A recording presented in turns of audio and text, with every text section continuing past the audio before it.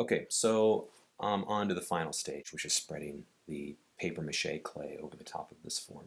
I could work this a little bit further, but this is going to do for now. And I could build up a little bit at a time using the paper mache to thicken some things up. I just don't want to do too much all at once. So this is paper mache. I want to protect my hands from this stuff, protect your workspace. I put some paper down to not get this all over the place. Make sure it's something that you can throw out. Here's some tests. It's really strong stuff. It's about 50% paper pulp. It's a little less than half wall compound, which is what you would spread on a wall to give texture.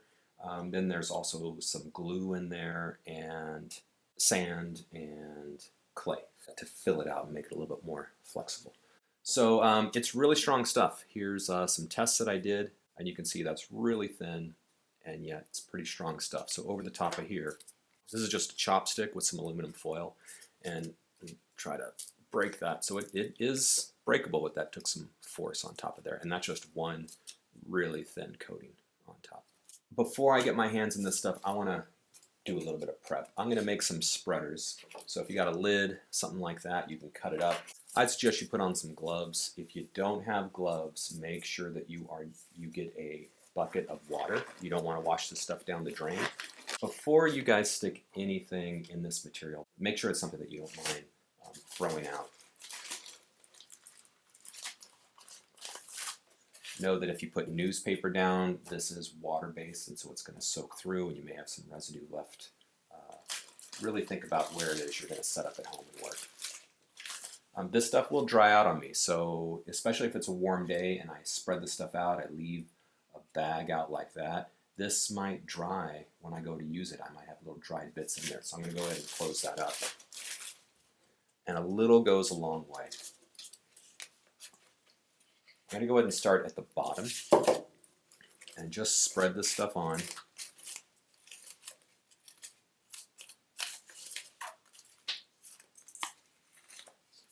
I'm probably going to go into using my hands here and maybe bring this spreader in later on. And this stuff can get spread on the block. I want to make sure there's a separation between the foot and the block, and it's not just a melting foot. Now as you go, you want to define the different parts of the anatomy. So there's the knee here. I don't want to throw a whole bunch on there and lose track of the knee. Get this out of there. That's just a temporary thing.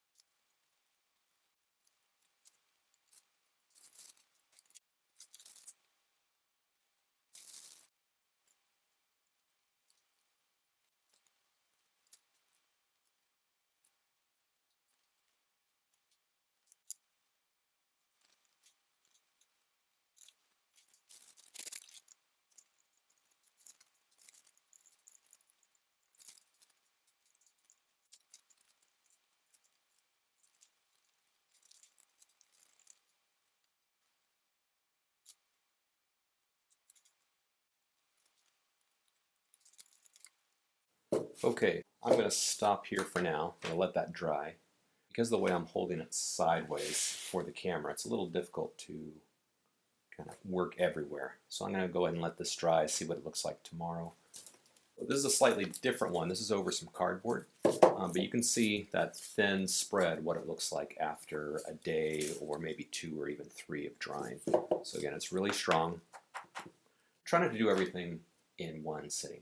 I'm trying to do maybe a little bit too much, get a lot of material on there. First of all, it's going to take longer to dry, but second of all, it's a little bit harder to sculpt. So, just try to get a first layer on there, and you can add more after it dries. If I wanted to add more up here, I could. Now here's a plaster piece. Plaster you can cut and carve, and there's an obvious texture there to either spreading the plaster when it's wet or carving it when it is hard.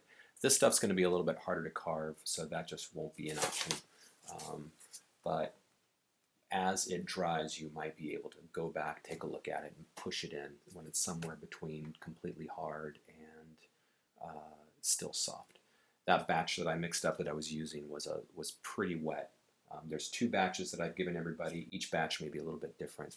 I'll put up another video of how to finish these either with paint or even do decoupage, taking some other material and putting it over the top. So give it a try, do your best, work in steps. It's not necessarily going to do exactly what you want it to do the way clay might. Each material is a little bit different. You need to learn how to work with it.